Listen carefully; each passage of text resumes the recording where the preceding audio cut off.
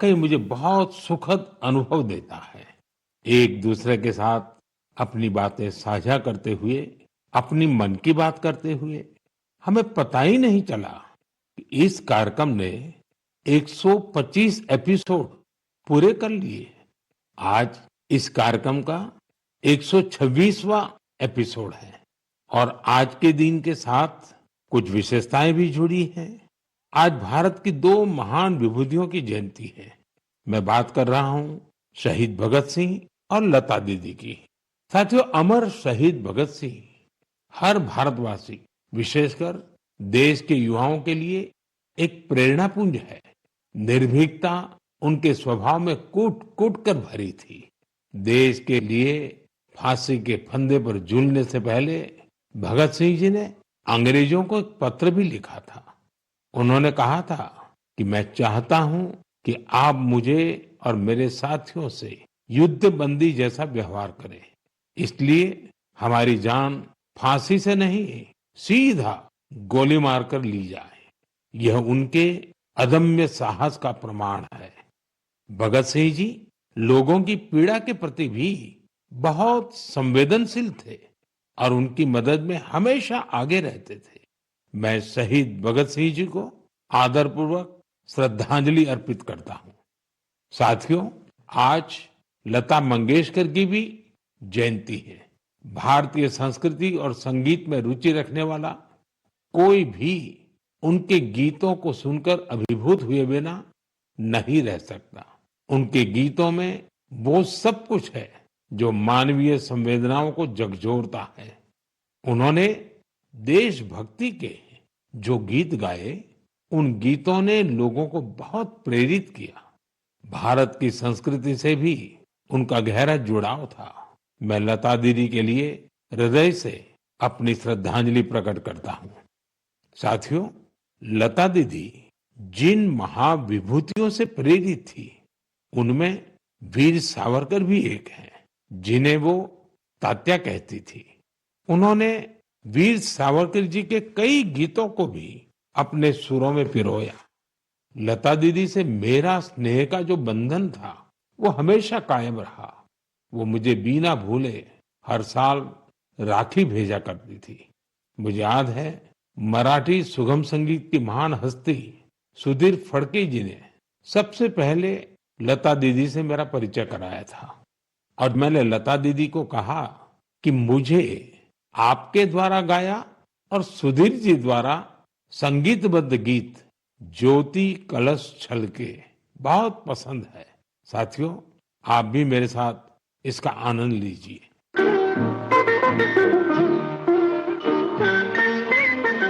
ज्योति कलश छलके, ज्योति कलश छलके, ज्योति कलश छलके, ज्योति कलश छलके। वे गुलाबी लाल सुनहरे रंग दरबार के, ज्योति कलश छलके। मेरे प्यारे देशवासियों, नवरात्रि के इस समय में हम शक्ति की उपासना करते हैं। हम नारी शक्ति का उत्सव मनाते हैं। बिजनेस से लेकर स्पोर्ट्स तक और एजुकेशन से लेकर साइंस तक, आप किसी भी क्षेत्र को लीजिए, देश की बेटियां हर जगह अपना परचम लहरा रही हैं। आज वे ऐसी चुनौतियों के भी पार कर रही हैं जिनकी कल्पना तक मुश्किल है। अगर मैं आपसे ये सवाल करूं, क्या आप समंदर में लगातार 8 महीने रह सकते हैं? क्या आप समंदर में पतवार वाली नाव, यानी हवा के वेग से आगे बढ़ने वाली नाव से 50,000 किलोमीटर की यात्रा कर सकते हैं? और वो भी तब जब समंदर में मौसम कभी भी बिगड़ जाता है। ऐसा करने से पहले आप 1000 बार सोचेंगे, लेकिन भारतीय नौसेना की 2 बहादुर ऑफिसर्स ने नाविका सागर परिक्रमा के दौरान ऐसा कर दिखाया है। उन्होंने दिखाया है कि साहस और दृढ़ संकल्प होता क्या है। आज मैं मन की बात के श्रोताओं को इन दो जाबाज ऑफिसर से मिलवाना चाहता हूं। एक है लेफ्टिनेंट कमांडर दिलना और दूसरी है लेफ्टिनेंट कमांडर रूपा।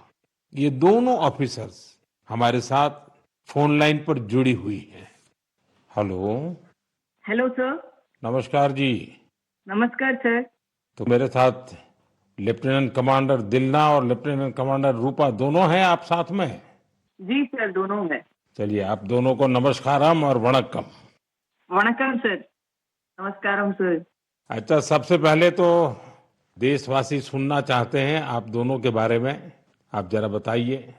सर, मैं लेफ्टिनेंट कमांडर दिलना हूँ और मैं इंडियन नेवी में लॉजिस्टिक्स कैडर से हूँ सर। मैं नेवी में 2014 में कमीशन हुई थी सर और मैं केरला में कोझिकोड से हूँ। सर, मेरा फादर आर्मी में थे और मेरा मदर हाउसवाइफ है। मेरा हस्बैंड भी इंडियन नेवी में ऑफिसर है सर और मेरा सिस्टर एनसीसी में नौकरी करती है। जय हिंद सर। मैं लेफ्टिनेंट कमांडर रूपा हूँ और मैं navy 2017 naval armament inspection cadre में ज्वाइन किया है और मेरे फादर तमिलनाडु से है और मेरे मदर पौंडीचेरी से है। मेरे फादर एयरफोर्स में थे सर। एक्चुअली डिफेंस ज्वाइन करने के लिए मुझे उनसे ही प्रेरणा मिली और मेरी मदर होम मेकर थी।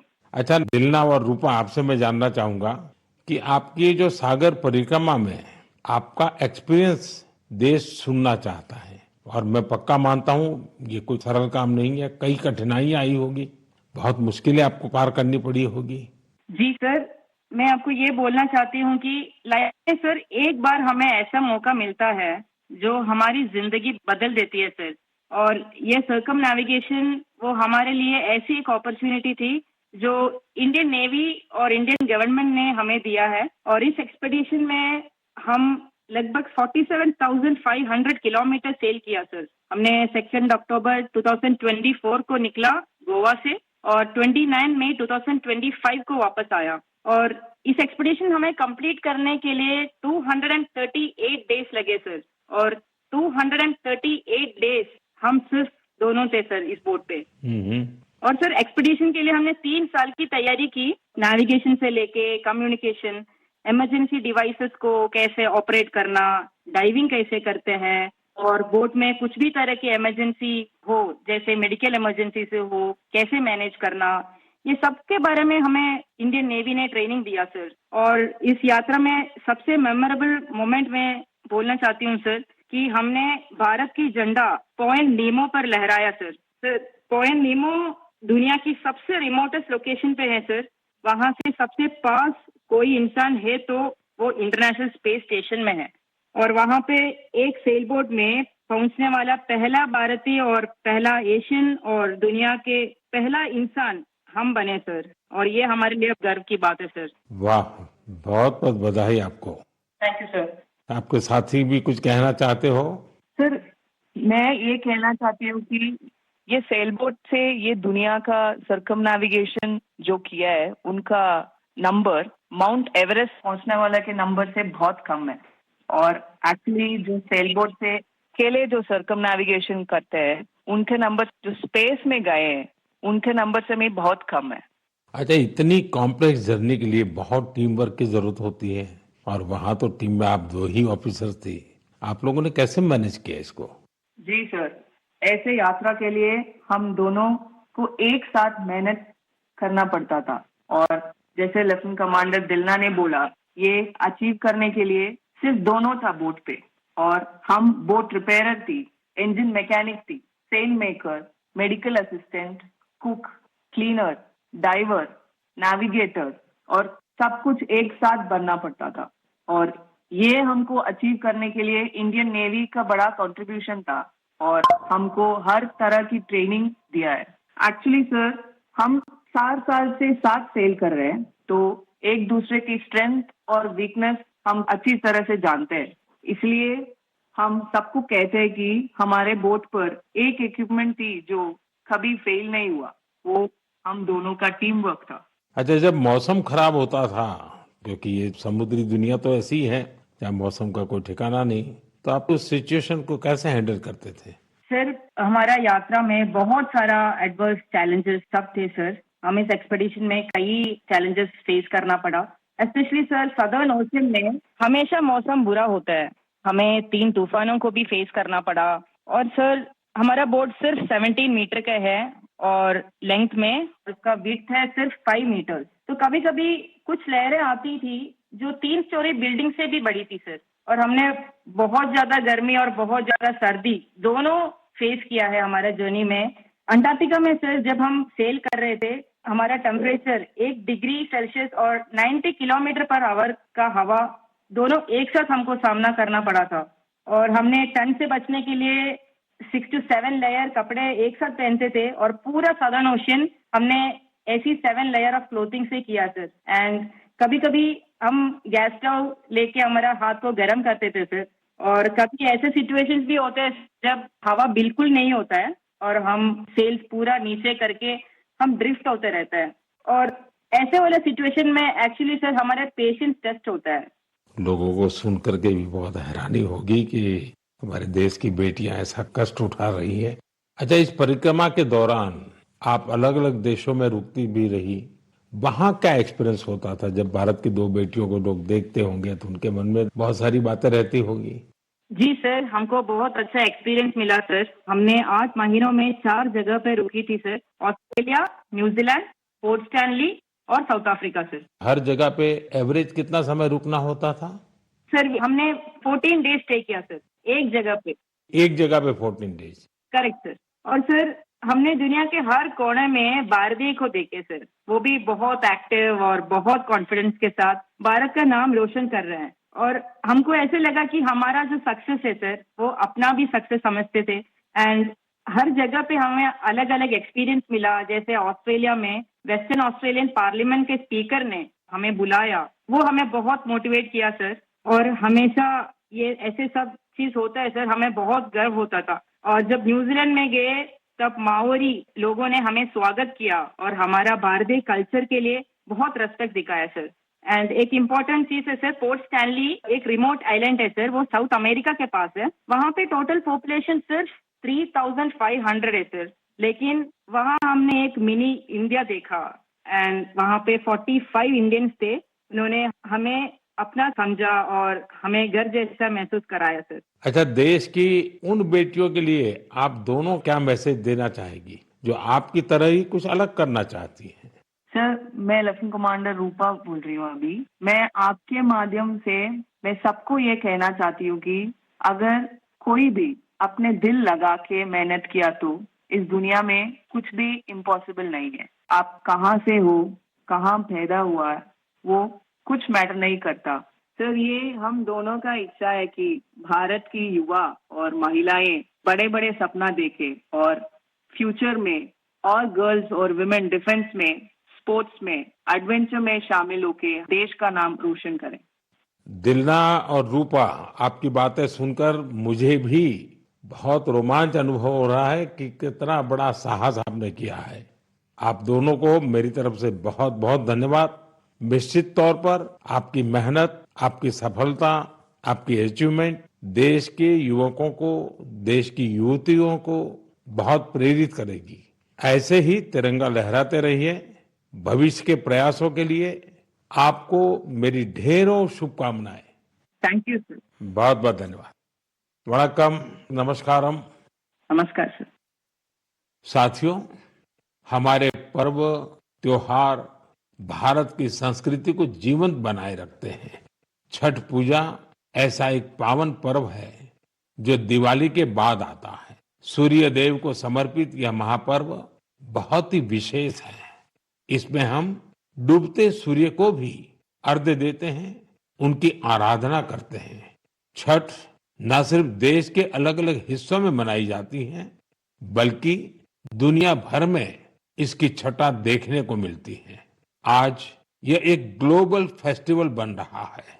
साथियों, मुझे आपको ये बताते हुए बहुत खुशी है कि भारत सरकार भी छठ पूजा को लेकर एक बड़े प्रयास में जुटी है। भारत सरकार छठ महापर्व को यूनेस्को की इंटेंजिबल कल्चरल हेरिटेज लिस्ट यानी यूनेस्को की सांस्कृतिक धरोहर की सूची में शामिल कराने का प्रयास कर रही है। छठ पूजा जब यूनेस्को की सूची में शामिल होगी तो दुनिया के कोने कोने में लोग इसकी भव्यता और दिव्यता का अनुभव कर पाएंगे। साथियों, कुछ समय पहले भारत सरकार के ऐसे ही प्रयासों से कोलकाता की दुर्गा पूजा भी यूनेस्को की इस लिस्ट का हिस्सा बनी है।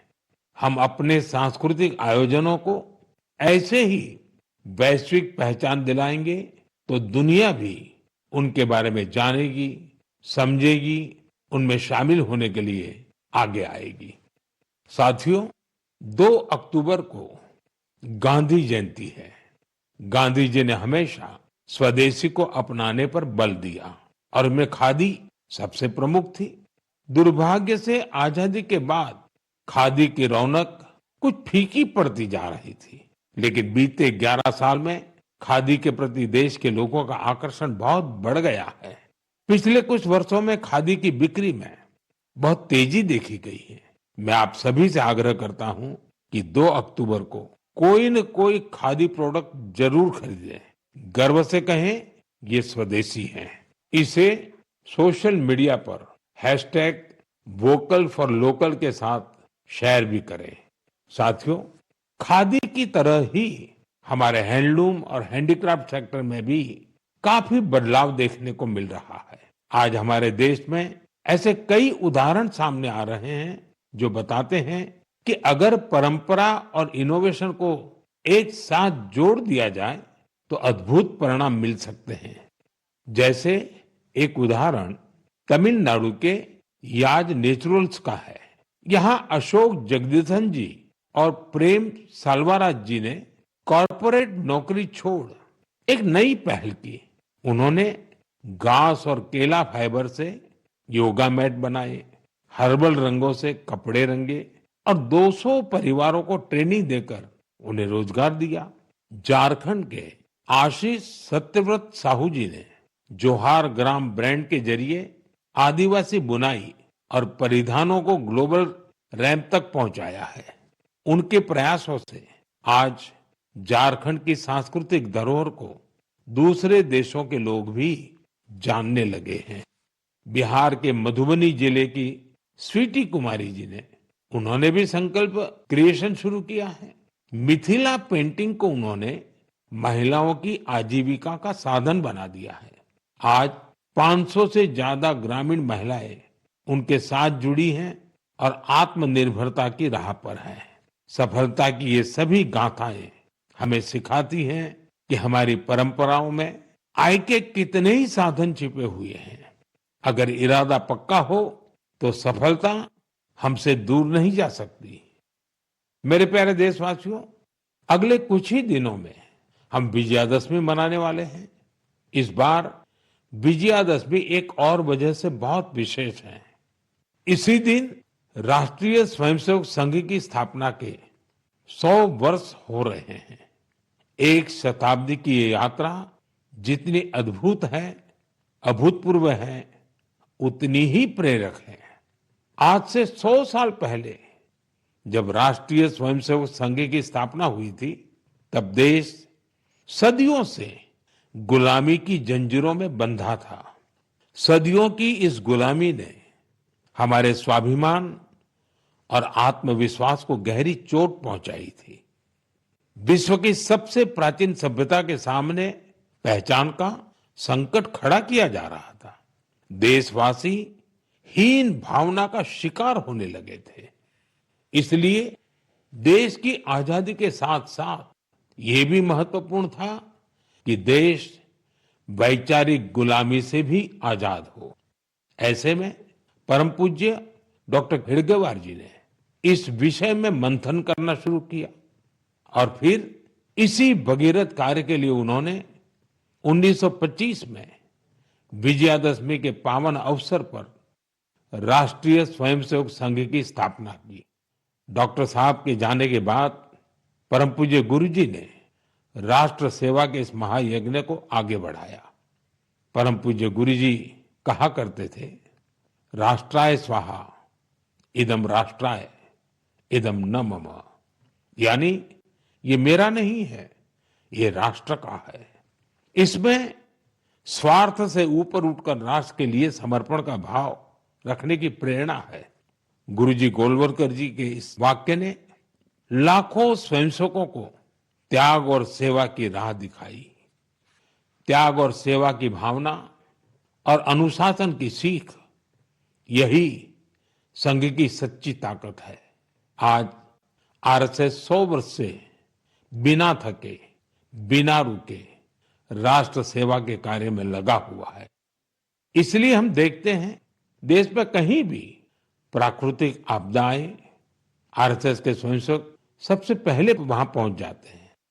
लाखों लाख स्वयंसेवकों के जीवन के हर कर्म, हर प्रयास में राष्ट्र प्रथम, नेशन फर्स्ट की यह भावना हमेशा सर्वोपरि रहती है। मैं राष्ट्र सेवा के महायज्ञ में स्वयं को समर्पित कर रहे प्रत्येक स्वयंसेवक को अपनी शुभकामनाएं अर्पित करता हूं। मेरे प्यारे देशवासियों, अगले महीने 7 अक्टूबर को महर्षि वाल्मीकि जयंती है। हम सब जानते हैं महर्षि वाल्मीकि भारतीय संस्कृति के कितने बड़े आधार है।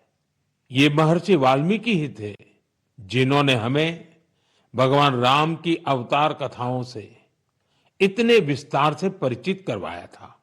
उन्होंने मानवता को रामायण जैसा अद्भुत ग्रंथ दिया। साथियों, रामायण का ये प्रभाव उसमें समाहित भगवान राम के आदर्शों और मूल्यों के कारण है। भगवान राम ने सेवा, समरसता और करुणा से सबको गले लगाया था। इसलिए हम देखते हैं महर्षि वाल्मीकि के रामायण के राम माता शबरी और निषाद राज के साथ ही पूर्ण होते हैं। इसलिए साथियों, अयोध्या में जब राम मंदिर का निर्माण हुआ तो साथ में निषाद राज और महर्षि वाल्मीकि का भी मंदिर बनाया गया है। मेरा आपसे आग्रह है, आप भी जब अयोध्या में रामलला के दर्शन करने जाएं तो महर्षि वाल्मीकि और निषाद राज मंदिर के दर्शन जरूर करें। मेरे प्यारे देशवासियों, कला, साहित्य और संस्कृति की सबसे खास बात होती है कि ये किसी एक दायरे में बंधी नहीं होती। इनकी सुगंध सभी सीमाओं को पार कर लोगों के मन को छूती है। हाल ही में पेरिस के एक कल्चरल इंस्टीट्यूट सौंथ मंडपा ने अपने 50 वर्ष पूरे किए। इस सेंटर ने भारतीय नृत्य को लोकप्रिय बनाने में अपना व्यापक योगदान दिया है। इसकी स्थापना मिलेना साल्विनी ने की थी। उन्हें कुछ वर्ष पहले पद्मश्री से सम्मानित किया गया था। मैं सौंथ मंडपा से जुड़े सभी लोगों को बहुत बधाई देता हूं और भविष्य के प्रयासों के लिए उन्हें शुभकामनाएं देता हूं। साथियों, अब मैं आपको 2 छोटी ऑडियो क्लिप सुना रहा हूं। इन पर ध्यान दीजिएगा। दयालु सित किन सितना मिनिहा कौरुंदो मसबंदे मिनिहा गन सोंदिने नैनु वेदो बिंद कुदु सितुवे दयालु सित किन सितना मिनिहा कौरुंदो मसबंदे मिनिहा गन सोंदिने। अब दूसरी क्लिप भी सुनिए। மனிதன் மனிதனுக்காயில்லையே மற்றதுதான் இங்கு கவலைப்படும் கருணையுள்ளத்தில் பரவிடவே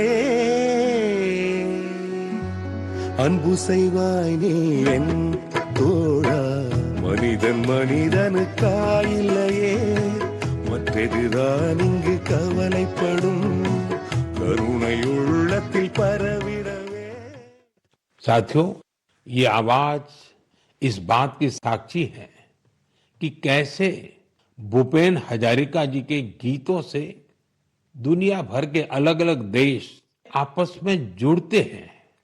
दरअसल श्रीलंका में एक बेहद ही सराहनीय प्रयास हुआ है।